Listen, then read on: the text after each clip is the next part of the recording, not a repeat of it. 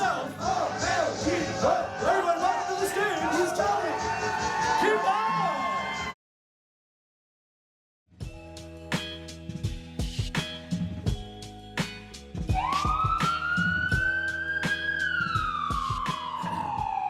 We're back, bitches. My name is Matthew Enright, and welcome to Talk Show. On today's episode, we're diving into the story behind King Bob, the alter ego behind local musician Jackson McDonald. We'll dig into his musical origins. What is it? We'll dig into his musical origins, the long journey to completing the record, and his favorite local bands you want to add to your playlist. So without further ado, welcome to the show, my friend and yours, the great and powerful King Bob! So we'll start by, what is your name and where are you located? My name is King Bob. My friends call me KB. It's on the crown. Where am I located? Victoria, BC, I guess. I get as much as anywhere. And what band do you play in? King Bob is both me and a band.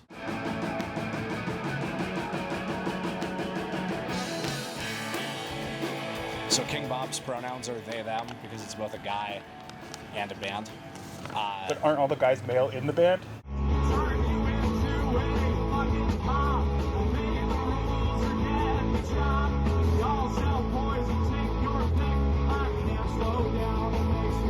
Yeah, but because it's plural and singular. You're like, hi, okay. It's gotta be, yeah, exactly. It's like Pink Floyd, like which one's pink, except it's obvious which one's King Bob, because nobody else wears a crown. How did you get into music originally? My parents were both musicians, and one of each of their parents were also musicians. So I didn't really have a choice in the matter, I guess. I started taking piano lessons when I was like, I don't know, probably like 5 or 6. And they didn't really take, because the way that we teach music to kids is weird and not particularly effective, at least not for people with like my particular brain disease.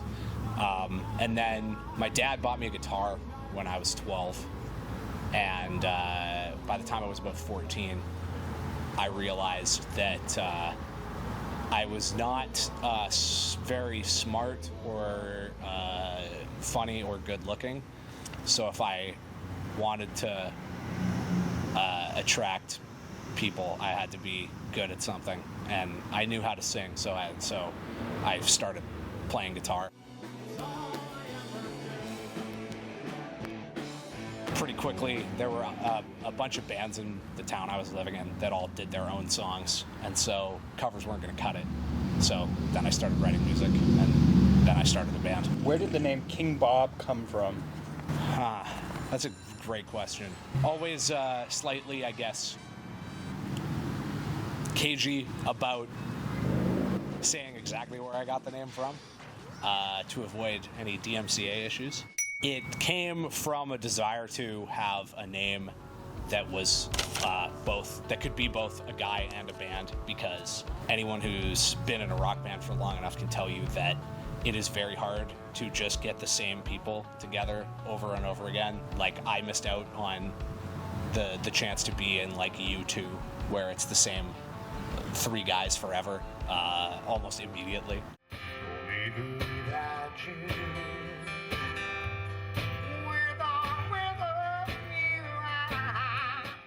So that was part of it, and then another part of it was basically I am convinced that somewhere out there is an alternate dimension where LCD screens were never invented, the Whalers never left Hartford, and I am God Emperor of planet Earth.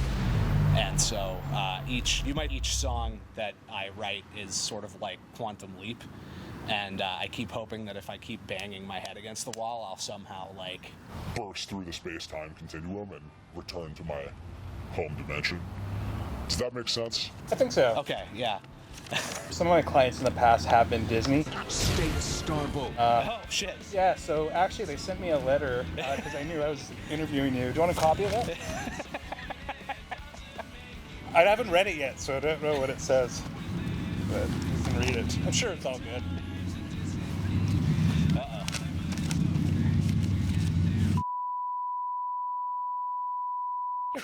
You're back, King Bob. Well, it's a good thing I'm not having kids, I guess. So then how did the new album come about? You want short and sweet answers. This one, okay, so we've got an album coming out. I can't say the date yet because it's not done yet. What's it called? It's going to be called Rookie. Okay. And it came about through me banging my head against the wall for 10 years.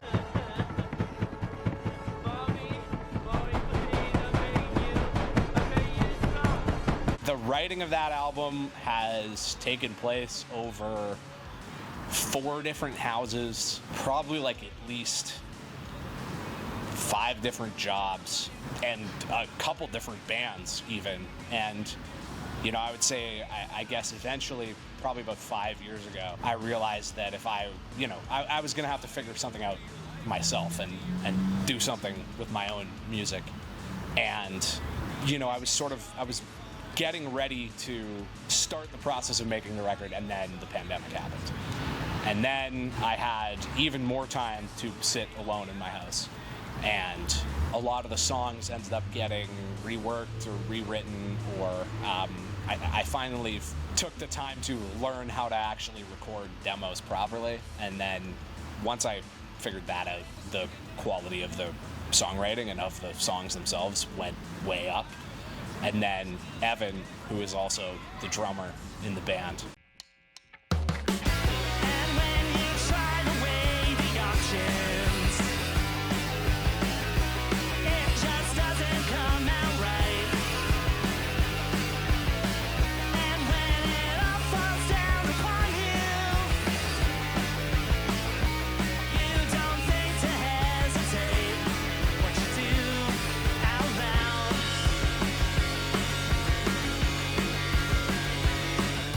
I approached him with all of the demos probably about 3 years ago, and we started recording the thing in his house. And since then, it's just been every spare day off that we both have at the same time has been spent on first recording the drums, all the other stuff, vocals, mixing, all of that. We actually did it in kind of a weird way where we just took the demos and imported them into, I think it's Pro Tools, and used that as our scratch tracks. You start off with the demo, you record the drums, you record the bass, you record the guitar, and then you have that demo there as a reference, and then very, very slowly the rest of the song gets built up until you're at the point where you don't need the demo anymore. That's when I saw the car. That's when I saw the car. That's when I saw the car. That's when I saw the. Did you ever work at Big Wheel Burger? Yeah. But no comment other than that. Says hi. Oh, well, okay. Howdy. It's in my good books. And I think I'm in his. But I don't want to know the answer to that. How do you describe sort of the sound of your music? Scrappy, working class, pop punk adjacent.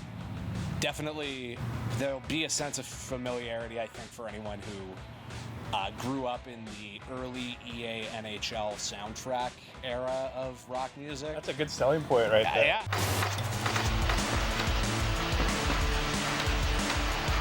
I would say like my first musical awakening that was My own music that I enjoyed absent from what my parents were listening to. My first favorite band was the Beatles because my parents liked the Beatles. And I mean, I still love them.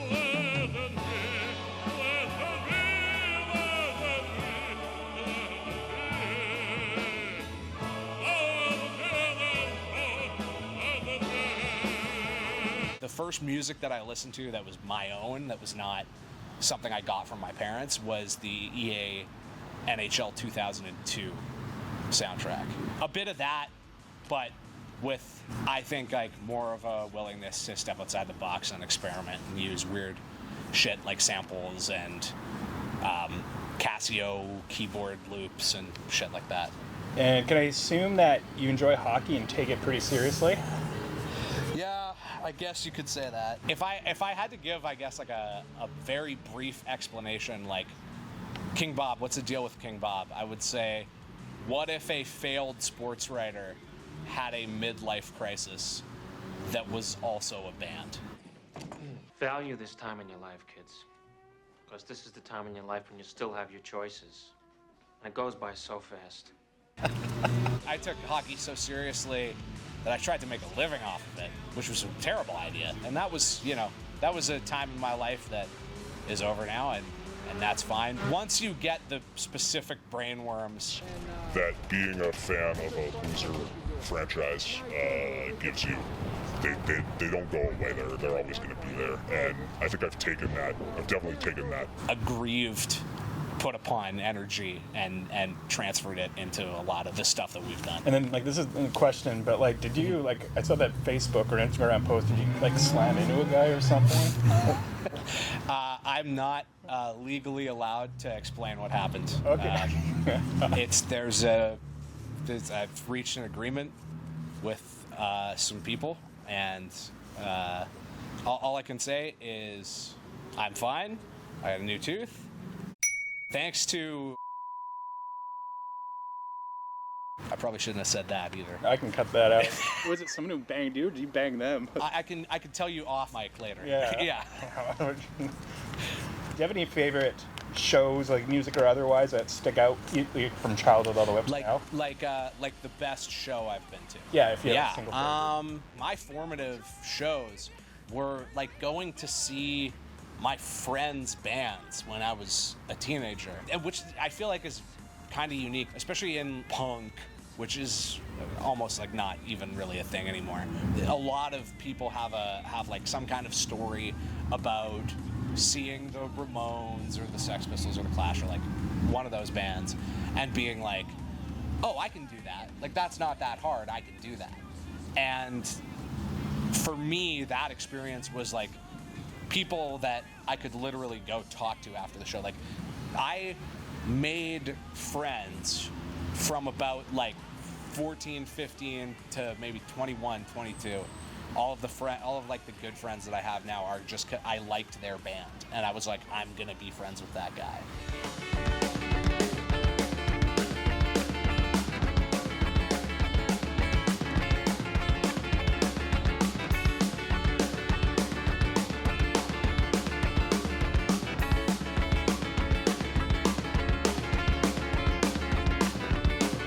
How does it feel when it's gone? How does it feel when it's gone?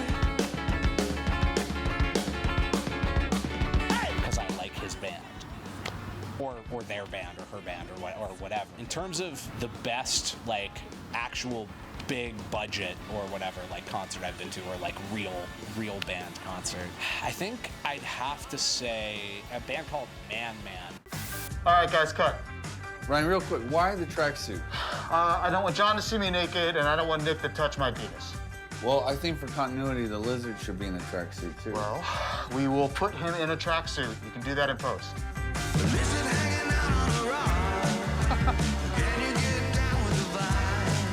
They're kind of still around, I think. They do almost like a kind of Tom Waits, Captain Beefheart, but more accessible kind of thing. And they were great, and they were like my favorite band at the time. I would have been about 16. But the band that opened for them was a British band called Let's Wrestle. It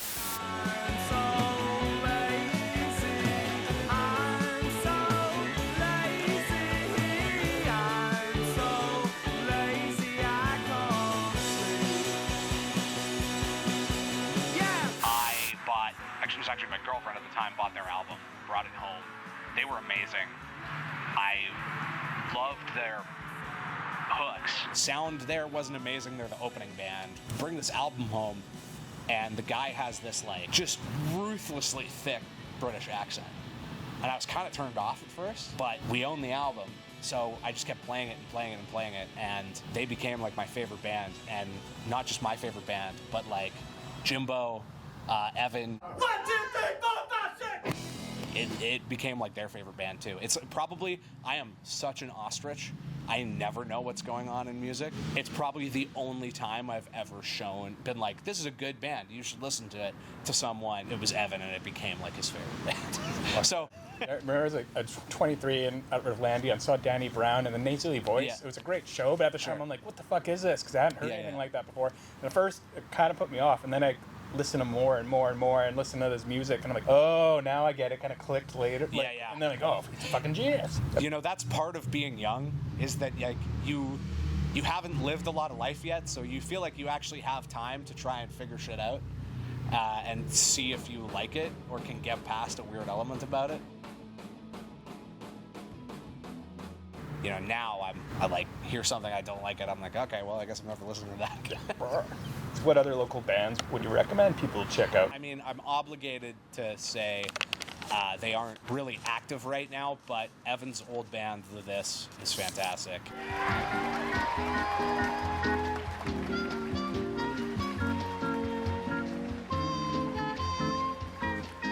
Hallo en welkom terug bij de show. Wij vervolgen met een getalenteerde rockband uit Canada. Ze zijn hier om hun nummer Drunk Wonderings te spelen. The This! By the first time I caught a cold, I was in a state of decline. By the last time I was a ghost. They put out a record on Kingfisher Blues not that long ago called How Does It Feel with When It's Gone. 10 out of 10 banger. Every song's a banger. Anteater Eater, they're all a bunch of nice young baby boys. Yeah, I think I've seen some at your show. Yeah, they've played with us a bit. Corduroy Aspect, they're also a bunch of young baby boys that are very nice. I like them a lot. A lot of the good local bands that I really enjoyed in Victoria no longer exist, or it's not as clear what's necessarily happening, because I know like live music's been a thing now for like a year or two, but there were a ton of bands that were around that I really loved in like 2019, and then there was just this huge break where there's no live music, and so now I'm kind of learning who the bands in town are again. But that's been nice. That's been a good experience, and I'm excited to kind of get out there more, play with some other people, and meet like new people, and not just the same 15 lifers that were populating the music scene when I was kicking around. But yeah, there are some other good ones too. Little Fernwood. There's a bunch of Vancouver bands I really like. So I don't know if that counts as local. Oh, we'll cut it but there. That's you know, plenty. yeah, okay. And then lastly, do you have any? Ex-Cowboy. Thank you. We are Ex-Cowboy. We got King Bob up next. Thank you, Jordy, for all your years of service. Can we please hear it for Jordy, everyone? Oh! Give us a lap. Speech.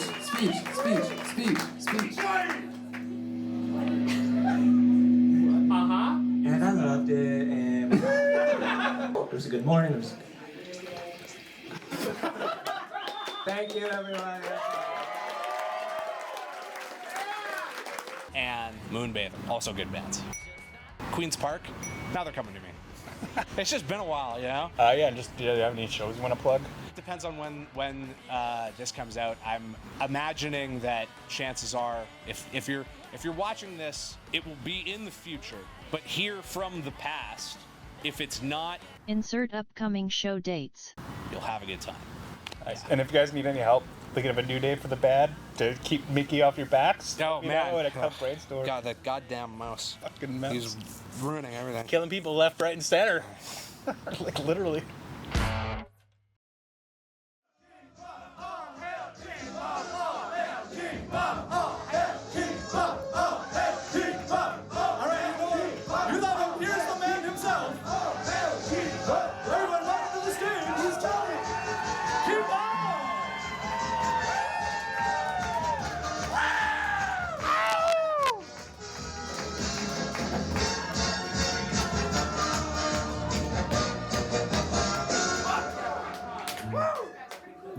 Hit it, Jimbo.